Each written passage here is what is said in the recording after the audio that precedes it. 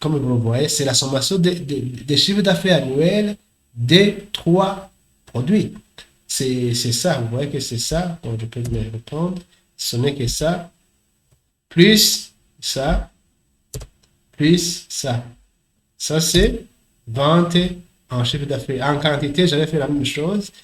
Mais ça ne sert à rien parce que déjà, ça suppose que ce sont des produits différents. Donc, tu ne peux pas ajouter, si ce sont par exemple des bières ou des Fanta, additionner les deux, ça n'apporte pas aucune information. Plutôt, on a besoin de savoir combien on a vendu pour chaque type de produit parce que c'est le suivi individualisé. Donc, voilà, en termes de chiffre d'affaires, c'est la sommation des ventes pour chaque produit. Ça, ce sont les ventes estimées de la première année. Pour la deuxième année, c'est la même chose. Troisième année, c'est le même principe, le même fonctionnement. Alors, au niveau du chiffre d'affaires, c'est ça, pour la première année, c'est ça qu'on va réaliser. Alors, c'est à partir de ce chiffre d'affaires sur lequel on va retirer toutes les charges pour déterminer si l'entreprise va générer de l'argent ou pas. Donc voilà comment ça c'est le plan de production, donc c'est vraiment à titre indicatif. Alors peut-être que vous allez me dire, non, tous les projets ne sont pas des projets de production où on va produire des quantités et vendre. Non. Et ça c'est à adapter. Si par exemple c'est un projet de service, par exemple si c'est un projet immobilier, ici alors ça c'est là le loyer mensuel. Ça, si c'est un projet immobilier, donc vous dites, voilà, je vais construire des maisons, alors je vais faire louer, ça sera le loyer mensuel. Si ou bien si c'est un projet disons, vous allez acheter un véhicule, alors vous êtes en train d'analyser la rentabilité. Si c'est un véhicule, par exemple, Quaster, ici, vous allez mettre les versements, les versements mensuels. Si janvier, vous comptez que le versement sera, parce que c'est le versement mensuel, pardon, c'est le versement journalier fois le nombre de jours du mois.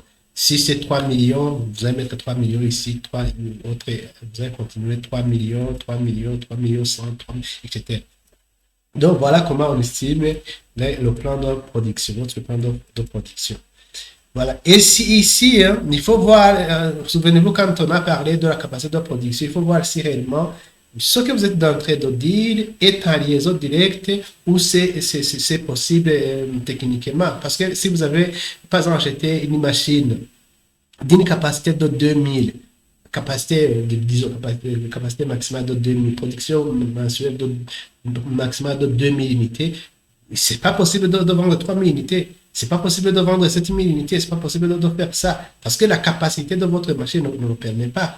C'est pourquoi, si vous vous souvenez bien de ce qu'on a dit, vous allez vous présenter les possibilités d'extension possibles ou de développement possible dans votre plan d'affaires. Si vous dites, voilà, moi je vais commencer par une machine qui produit par exemple 3000 unités, mais je compte l'année prochaine d'agrandir la capacité de production en achetant une autre machine, par exemple, complémentaire. Donc, vous devez le montrer dans votre chiffre d'affaires parce que la capacité de production maximale influe sur les ventes du mois parce que vous ne pouvez pas produire au-delà des capacités de la machine. C'est pas possible. C'est pourquoi il faut être cohérent dans ce que vous êtes en train de dire et essayer de montrer vraiment que le projet est maîtrisé, n'est pas bâclé. Et ça, c'est pourquoi je vous ai dit que ça, c'est le promoteur du projet qui doit fournir ces informations. Les informations doivent être correctes. Alors, après le plan de production, alors, voyons comment alors le fameux compte d'exploitation prévisionnelle, vraiment c'est avant de partie que j'ai présentée, avant d'entamer la partie après avec stratégie perfective. La partie que j'ai développée avant de commencer la partie rapport avec le chapitre rapport avec stratégie et perspective de développement. C'est là, quand vous regardez dans la présentation. Alors, comme je viens de le dire, le chiffre d'affaires là, ça vient d'où? Ça vient d'ici. Si vous avez un seul produit, ça veut dire que dans ce cas, dans le chiffre d'affaires, je vais amener ça. Donc, si vous avez un seul produit, dans ce cas, je fais comme ça. Regardez, j'amène ça. Si vous avez un seul produit. Voilà. Regardez. Si j'ai des produits, si j'ai uniquement des produits, je fais comme ça. Je fais égal. Je viens dans mon plan de production. Je prends ça. Alors, je vais mettre plus ça. Si j'ai des produits. Voilà le résultat. Si j'ai des produits, voilà. Si j'ai des produits seulement. Donc, tout dépendra de ce que vous avez. C'est pourquoi je vous dis, donc, vous voyez que si vous avez mal fait votre plan de production, donc, pour celui qui lit le plan d'affaires et qui connaît ce qu'il doit lire, donc, il doit y avoir la liaison. Il sait comment détecter un plan d'affaires qui a été bâclé ou pas. Parce que vous voyez que le plan de production nous aide à avoir le chiffre d'affaires. Mais je ne vais pas changer, donc je vais laisser avec les trois produits. Donc je ne vais pas changer, je vais amener encore une fois l'autre que j'avais présenté. C'était juste de vous montrer comment tu peux voir que réellement ce qu'on a fait est correct ou pas. Donc je vais ramener le truc qui était là. Alors voilà, notre fameux compte d'exploitation prévisionnelle. Ici, je montre le chiffre d'affaires, ça veut dire les ventes estimées de l'année que je vais réaliser. Donc, si le plan d'affaires est sur 3 ans, donc je dois présenter les ventes estimées sur 5 ans. Et puis ça, s'il y a d'autres produits de vente tels que les sous-produits, alors la valeur de ces sous-produits doit être indiquée ici. Alors, les produits totaux de l'année, c'est la sommation, les deux. S'il y a d'autres produits, non, moi, quand vous insérez une ligne dedans et que vous mettez le montant, c'est automatique, ça va se calculer, général automatiquement. Regardez, par exemple, si je mets une autre ligne ici, autre, si je mets autre, donc c'est un exemple, c'est juste de vous montrer comment le tableau est automatisé, c'est ça. Si je mets par exemple ici 5 millions, vous allez regarder ici au niveau du total. Si vous regardez. Donc voilà, ça a été pris en compte. Voilà, c'est ça que je voulais vous montrer. Je voulais juste retourner en arrière. Donc, oui, le tableau est facilement adaptable. Donc, c'est automatisé. Il suffit juste de dire c'est une ligne et de mettre les marques que vous voulez ici. Alors, ça vous viendra dans le total. Alors, les achats de matières premières, s'il s'agit d'une entreprise de transformation, il y aura des achats, les achats de matières premières que vous aurez utilisés dans la production. Si c'est une entreprise commerciale qui fait des achats et ventes, au niveau du plan de production, ce ne sera pas le plan de production, mais ça sera cette fois-ci les ventes. Parce que plan de production, plutôt ici les quantités produites, ça se dit pour une entreprise qui produit. Mais pour le cas d'une entreprise qui va faire des achats et des ventes, c'est là, ici, ce sont les ventes du mois, pas les productions. Alors, ici, les coûts d'achat, soit des matières premières ou des marchandises, c'est ça qu'on va mettre ici. Ça, c'est le coût d'achat des marchandises vendues ou le coût de production des produits vendus. Ce n'est pas toutes les marchandises que vous avez achetées qu'on va mettre ici. Il faut vraiment bien écouter. Ce n'est pas le coût de toutes les marchandises que vous allez mettre ici, mais vous mettez le coût des marchandises vendues. Ici, c'est la même chose que le chiffre d'affaires. Ce n'est pas donc, ce n'est pas toutes les marchandises que vous avez achetées que vous allez valoriser au prix de vente, mais vous mettez uniquement la valeur des marchandises qui ont été vendues ou la valeur des productions qui ont été vendues, réellement vendues. Probablement, si vous avez produit plus, le reste reste dans votre stock. Si vous avez acheté beaucoup de marchandises, le reste reste dans votre stock. Donc, c'est ça quand vous allez présenter votre bilan qu'on va trouver au niveau du stock, la valeur des achats. Et puis, s'il y a des frais de maintenance, des frais que vous avez payés, l'entretien, tout ça, vous allez mettre ici. Et puis, s'il y a des animations, des promotions que vous avez réalisées, la valeur sera ici. Et des consommations à l'eau que vous avez payées aux entreprises qui gèrent l'eau, qui vous fournissent l'eau, vous allez mettre là. L'électricité, c'est la même chose. Assurance, c'est la même chose. Votre charge de fonctionnement, c'est la même chose. Rémunération du personnel. Cette fois-ci, regardez, c'était la rémunération du personnel qui vient ici. Nous sommes ici dans le plan d'exploitation prévisionnelle. C'est annuel. En fait, c'est ici, nous raisonnons en termes d'année. C'est le cumul de ce qui a été fait au cours d'une année. Donc, il faut bien faire attention. Donc, ce montant-là, normalement, il vient d'où? Il vient d'où? Il vient d'ici, dans les besoins. Regardez, si vous avez suivi la précédente vidéo, c'est toujours le même montant, les frais du personnel. Ça, c'est en termes de rémunération, mais probablement qu'il y aura d'autres frais, tels que les frais sociaux, d'autres supports, etc. Mais vous voyez qu'en termes de rémunération, c'est toujours le même montant que nous avons calculé quand nous avons fait les prévisions des ressources humaines. S'il y a d'autres frais, comme les frais supportés par l'employé, comme les fonds de pension, comme les assurances, comme les pensions, pardon, comment on appelle ça, les cotisations au risque, c'est ça qu'on met ici, le CFP-là. Parce que, par exemple, les cotisations sociales, il y a ce qu'on appelle la part patronale, il y a la part aussi de l'employé. Donc, ici, c'est la part supportée par l'employeur. Voilà, alors on va faire voir la différence. La différence, comme vous voyez ici, la différence, c'est, ici, pardon, c'est la sommation des achats. Oui, ça c'est la somme. Donc, vous voyez que c'est la fonction somme ici. C'est la sommation.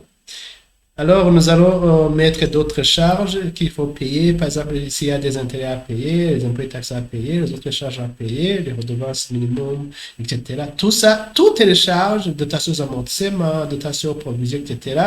Vous allez mettre ça. Alors, la sommation de toutes les charges, normalement, ici, on a fait juste le sous total. La sommation de toutes les charges, vous voyez que c'est 2. Donc le 2 qu'on a ici, c'est le 2 ici, pardon, c'est ça, puis c'est ça. Donc vous voyez que c'est 17, c'est celui-ci, plus c'est 25, c'est 25, c'est celui-ci, celui-ci. Donc c'est ça qui nous donne la somme des charges. Alors, le résultat d'exploitation, entre guillemets, donc ça sera les produits, normalement la somme des produits, moins la somme des charges. Ça, moins ça. Donc voilà ce qu'on a comme résultat d'exploitation.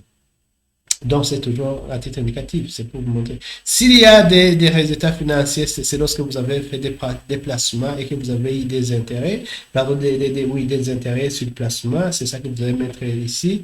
Si vous avez alors contracté de l'emploi, souvenez-vous, quand on a fait l'identification des besoins en termes de fonds, on allait contacter un impôt. Alors les intérêts payés sur l'emploi viendront ici.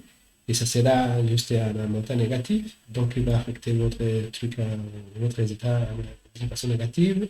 Et puis, s'il y a des produits exceptionnels, il faut les mentionner. Les produits exceptionnels, c'est par exemple le produit s'il exceptionnel d'immobilisation, s'il y en a. Donc, vous devez le mentionner ici.